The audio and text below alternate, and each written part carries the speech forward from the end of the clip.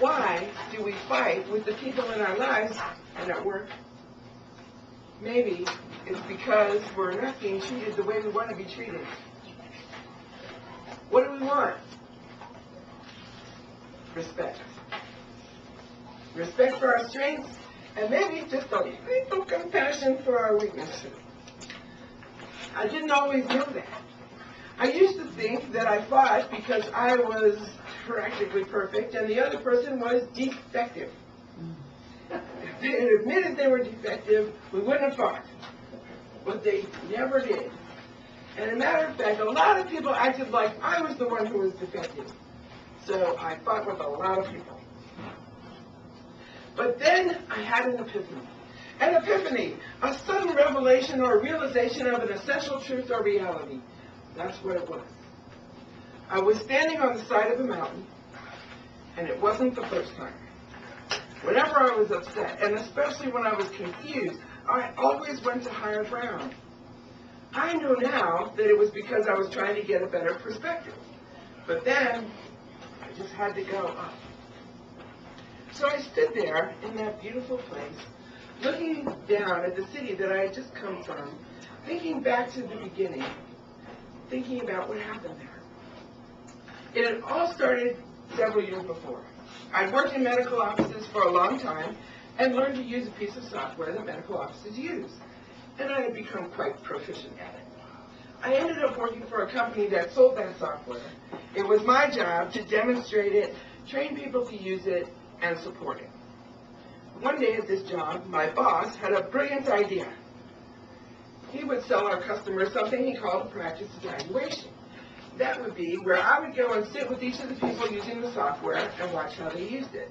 And then I could tell them if they weren't using it correctly or if there was something else they could do with it. At first, when my boss had this brilliant idea, I was really worried. What if I don't find anything, I asked him? What if they're already doing everything perfectly?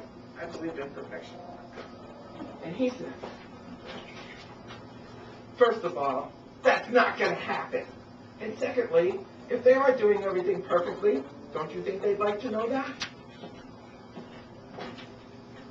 Yeah, so I let him convince me. Over time, I realized that when people learn to use a piece of software, they really only learn the minimum that it takes to get by. And then most of them just keep doing that forever. I always had suggestions, and they were usually pretty simple things, but they seemed really cool to the users. So practice evaluations became one of my favorite parts of the job. I had come to this practice and done a little work for them. They liked what I did, so they hired me to do a practice evaluation. And as I sat with them, I was really impressed. They had learned more than the minimum and were actually using the software pretty well already. And each one of them seemed smart and quick and proud of what they were doing. There was only one problem that I gradually became aware of, and that was that each person was only doing his or her job.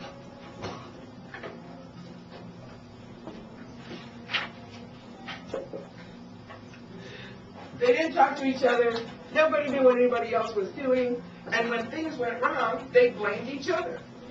I told the practice manager I wouldn't put in my report, but it really was a problem that they didn't work as a team and keep in mind what the overall goals were, what they were there for. And he said, no, that is the problem. You need to put that in your report.